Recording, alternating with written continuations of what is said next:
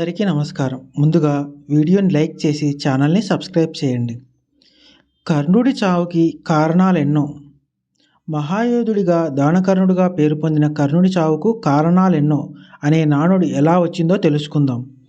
మహాభారత యుద్ధంలో కర్ణుడు 17వ రోజున తన తమ్ముడైన అర్జునుడి చేతిలో వీరమరణం పొందాడు. అర్జునుడు ఎంతో గర్వంగా శ్రీకృష్ణునితో మహాయోధుడైన కర్ణుడిని అంతమొందించానని చెప్పడంతో, నీవు చంపడమేమిటి? నీకన్నా ముందు 6 వ్యక్తుల వల్ల కర్ణుడు మరణించాడని శ్రీకృష్ణుడు చెప్తాడు. విద్య నేర్చుకునే సమయంలో గురువైన పరశురామునితో తాను బ్రాహ్మణుడినని, తనకు బ్రహ్మాస్త్రంతో పాటు ఇతర అస్త్రాలు ప్రయోగాలన్నీ నేర్పమని కర్ణుడు కోరాడు. అందుకు సమ్మతించిన పరశురాముడు అన్ని అస్త్రాల ప్రయోగాలను నేర్పించాడు. అయితే ఒకరోజు పరశురాముడు కర్ణుడి ఒడిలో తల పెట్టుకొని నిద్రిస్తుండగా ఒక కీటకం అతని తొడను తొలచసాగింది.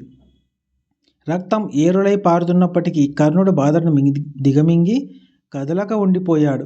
అయితే ఆ రక్త ప్రవాహానికి మెలకువ వచ్చిన పరశురాముడు విషయాన్ని అడగటంతో తాను బ్రాహ్మణుడిని కాదని నిజం చెబుతాడు కర్ణుడు. దాంతో తీవ్రంగా ఆగ్రహించిన పరశురాముడు, నువ్వు నేర్చుకున్న అస్త్రాలన్నీ నిష్ప్రయోజనమవుతాయని, సరైన సమయానికి పనికిరాకుండా పోతాయని శాపం ఇచ్చాడు.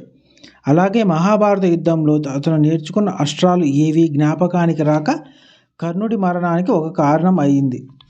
కర్ణుడు విలువిద్య అభ్యసిస్తున్నప్పుడు అనుకోకుండా ఒక బాణం ఆవుకు తగిలింది. అదే సమయంలో ఆవు యజమాని అక్కడికి వచ్చి తన ఆవు పడుతున్న బాధను చూసి ఆక్రోశంతో, నీవు కూడా యుద్ధ సమయంలో రోధిస్తూ నిస్సహాయంగా మిగిలిపోయి చనిపోతావని శాపం ఇచ్చాడు.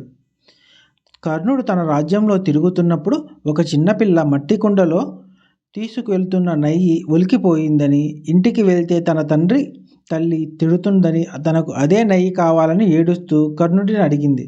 భూమిని పిండి నెయ్యిని తీసి ఇవ్వడంతో గాయాలతో బాధపడిన భూదేవి యుద్ధ సమయంలో నీ రథచక్రం నేలలో దిగిపోతుందని శపించింది.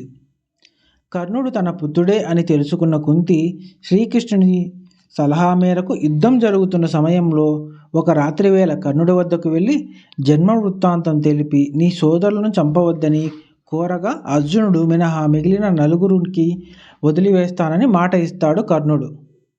సహజ కవచ కుండలాలతో జన్మించిన కర్ణుడిని చంపడం ఎవరి వల్ల కాదని గ్రహించిన ఇంద్రుడు తన కుమారుడైన అర్జునుడి కోసం ఒక వృద్ధ బ్రాహ్మణ వేషంలో కర్ణుని వద్దకు వెళ్ళి కవచకుండలాలు దానం చేయమని కోరగా, ప్రాణాలకు తెగించి వాటిని కర్ణుడు కోసి ఇచ్చాడు. ఇది కూడా కర్ణుడి మృతికి కారణమైంది.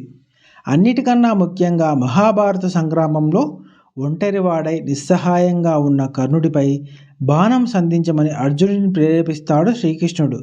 ఇది న్యాయం కాదని అర్జునుడు చెప్పినప్పటికీ అభిమన్యుని ఒంటరివాడిగా చేసి చంపడం న్యాయమా అని ప్రశ్నిస్తూ యుద్ధ నియమాలు పక్కన పెట్టి కర్ణుని సంహరించమని సూచిస్తాడు.